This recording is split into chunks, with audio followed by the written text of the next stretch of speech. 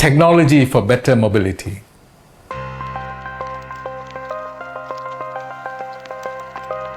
So this tells us about the basic what we're going to do.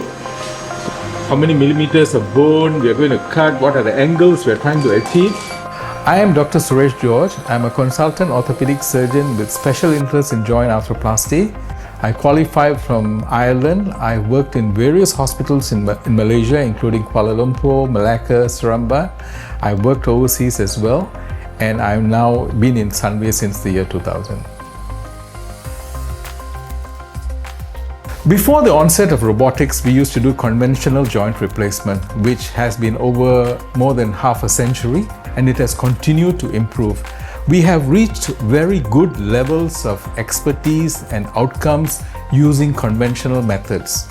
But we still had outliers. That means despite everything looked good, patients were still having some dissatisfaction. So analyzing this amount of dissatisfaction, we felt that there was probably some malalignment, some ligament imbalance which needed to be addressed. So what we find is that with robotics, we have managed to address or trying to address and get better alignment, better ligament balancing, and thereby hopefully in the long term give the patient better satisfaction. Let me start with templating first. Those days when we get an X-ray of a patient, we put it on an X-ray box, use a sort of like a template on the X-ray box to actually measure and work out the angles and plan what we are going to do. One of the greatest advantages that I find is the use of a computer and a robot to help me with my planning. So we do the planning before the surgery in the clinic, then during surgery we replan and do final planning intraoperatively, which gives the surgeons a lot of confidence that they're actually doing a very good job.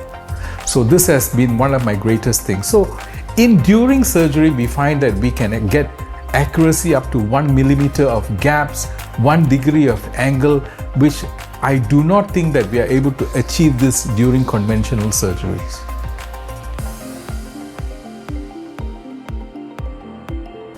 Robotic surgery in terms of joint replacement has not been done regularly until maybe the last decade or so. But in the short term, what we find is patients have less pain, they actually bleed less, they're able to mobilize earlier, and when we look at their X-rays, we find that their X-rays look nearly as good as what we planned, as opposed to having surprises when we do the X-rays of the patient after surgery using conventional surgery.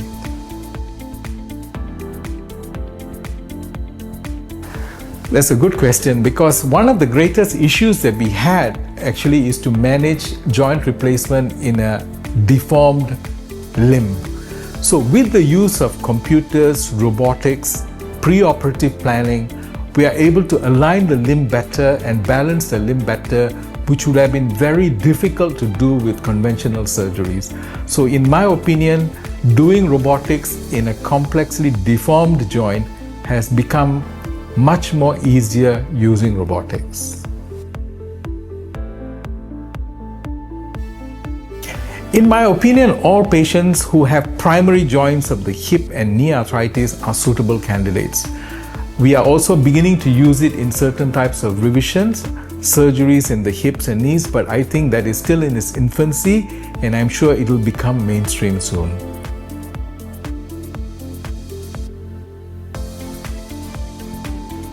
I think the software and the hardware have improved over time. The software has changed in terms of helping us do the surgery.